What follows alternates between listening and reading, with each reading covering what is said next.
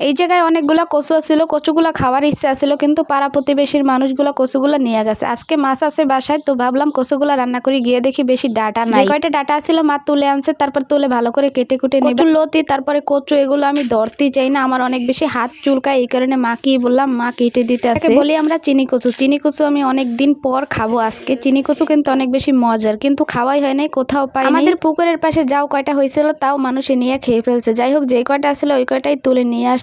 আইসা তো মা ভালো করে কেটে দিল এভাবে করে। তারপরে চুলা একটা কড়াই বসাই দিয়ে তেল দিয়ে দিলাম, সাথে পেঁয়াজ ভালো করে একটু ভেজে, পেঁয়াজ আর তেল, রসুন বাটা, হলুদের গুঁড়ি, মরিচের গুঁড়ি, ধনিয়ার গুঁড়ি, সাথে লবণ দিয়ে ভালো করে মশলাটা একটু পানি দিয়ে কষিয়ে নেব। কচু কেটে ভালো করে ধুয়ে দিল, কিন্তু মাই আমি রান্না করতেছি, মা কি যেন কাজ করতেছে, আমাকে বলতেছে তুই একটু রান্না করে দে, তাই আমি রান্না করতেছি। আমি কিন্তু কখনো কচু রান্না করি নাই, মার কাছ থেকে শিখে নিয়েছি। মা বলছে কিভাবে কিভাবে রান্না করা লাগে, তারপর শিখে শিখে ওভাবে করে আমি রান্না করে নিয়েছি। কচু রান্নাটা কিন্তু কমপ্লিট, খেতে ভালোই লাগছিল।